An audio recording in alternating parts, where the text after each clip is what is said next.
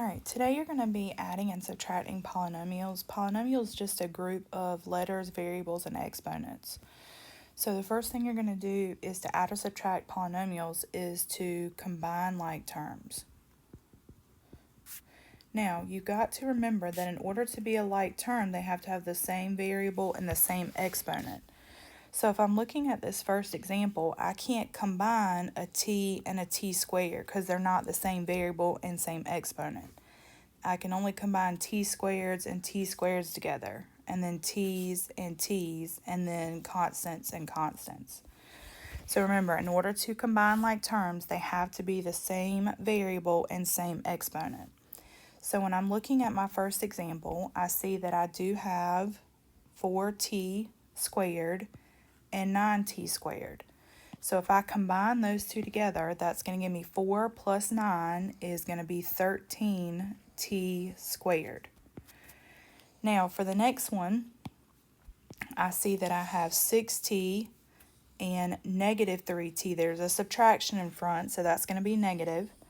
So if I combine those together, 6 plus negative 3 is going to give me a positive 3. So this is going to be plus 3t. And then last, we have the constants with no variable. So we have 11 plus 107. So that's going to be plus, and if we add those together, we're going to get plus 118. And there's my new polynomial. Now, when you subtract a polynomial, you're going to do the same thing, but the first thing you need to do is you need to analyze the fact that there is a subtraction between them. So this one had a plus in between them.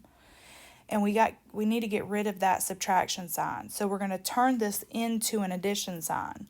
So how do we do that? Well, to subtract the polynomials that are inside the parentheses now, this is the parentheses that is after the subtraction. You are going to distribute or multiply the negative. So you're going to distribute, which means to multiply the negative. Alright, so how do we do that? Well, it's pretty simple. All we're going to do is we're going to take this negative right here and we're going to distribute it to the 8x to the 5th, negative 6x to the 3rd, and to the 3. So I didn't touch the parentheses in front of the subtraction, so that's going to stay the same. We're going to change that to addition, and then that positive 8 is going to become negative 8x to the 5th. That negative 6 is going to become positive 6x to the 3rd, and that positive 3 is going to become negative 3. And now we're going to combine like terms. Alright, so I see that I do have an x to the 5th in both parentheses. So we have 4x to the 5th and negative 8x to the 5th. So if I combine 4 and negative 8, that is going to become negative 4x to the 5th. Okay, because we're combining the 4 and the negative 8 together. So we're saying 4 plus negative 8. Alright, so now we have our next set. So the next thing I look at is I do have an x to the 3rd. Now remember, when you have x to the 3rd, technically there's a 1 in front. So that's going to be a 1 and 6. So when we add those together, that's going to become positive 7x to the 3rd. And then we're going to add our constants. So we have negative 2 and negative 3. So if we add negative 2 and negative 3, that's going to be subtracting because it's going to be a negative number. So negative 2 and negative 3 is going to be negative 5. So it's all about combining like terms. You can only combine the same variables with the same exponents. If it's subtraction, you're going to distribute the negative and basically do the same thing. Now, when you're doing more problems like this, you're going to be looking potentially at shapes. So when you're looking at shapes, the perimeter, so they're, especially on your EOC, they may ask you about the perimeter of a shape. So the perimeter of the shape is the sum or the addition of all the sides. So if we have a rectangle, right now we currently only have 2 of the sides. However, we do know that with a rectangle that if this is 3x, then the opposite side is also 3x. And if I have 2x plus 3, this is going to become, the opposite side is also 2x plus 3. So basically what we're going to do is we're going to add up all of our sides together. So we're going to add 3x and 3x, those are the two opposite sides, plus 2x plus 3 plus 2x plus 3. So that's all 4 sides together.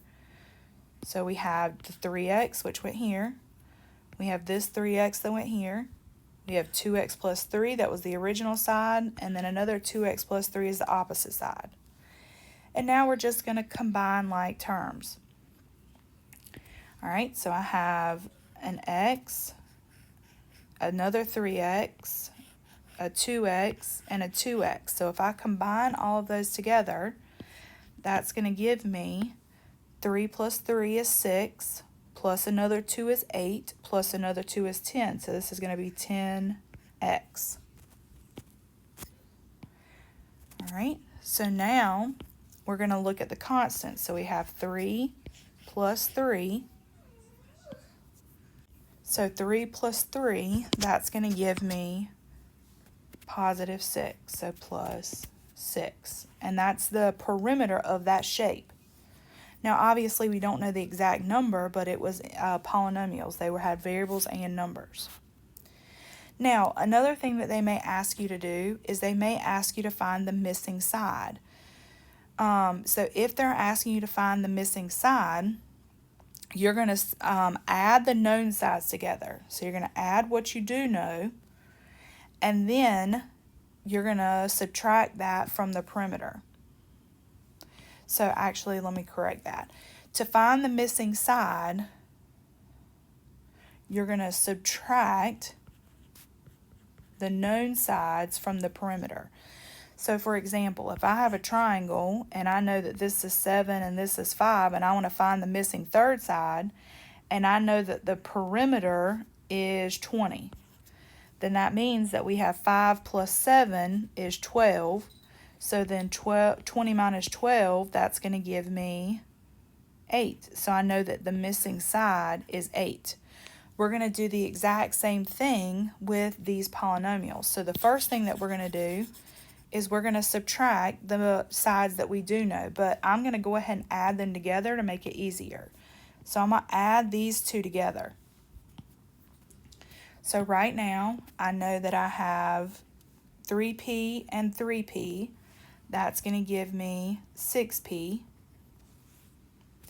And I know that I have, I have 4 and negative 2. So if I add 4 and negative 2, that's going to give me positive 2. Now, the problem states that the perimeter is 10p plus 7. So it tells me that the whole thing is 10p plus 7.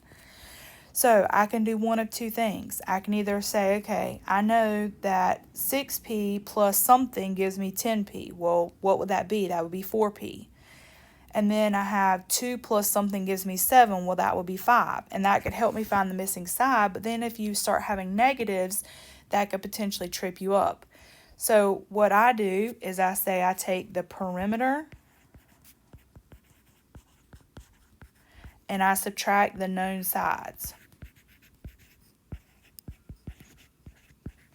So my perimeter is 10p plus 7. And I subtract my known sides, which is 6p plus 2. Now remember, when we do subtraction, we need to distribute. So that's going to give me 10p plus 7. That stays the same. This is going to change to addition. And then that positive 6 is going to become negative 6p. And that positive 2 is going to become negative 2p. And then I just combine like terms. So in this situation, I have 10p and negative 6p. So 10p and negative 6p is going to give me 4p. and then I have 7 and negative 2. So 7 and negative 2 are going to give me 5. So 4p plus 5 is the missing side that we were looking for. And I can test that out. I can put 4p plus 5 and make sure it works. So how do I make sure it works? Well, check it and add them up. So we have 4p plus 3p plus 3p. So 3 plus 3 is going to give me 6. 6 plus 4 is 10, which is exactly what we were supposed to have for the perimeter. Then we have 4 plus 5, or excuse me, 5 plus 4 plus negative 2. So 5 plus 4 is 9. 9 minus 2 is going to give me the 7 for the perimeter. All right.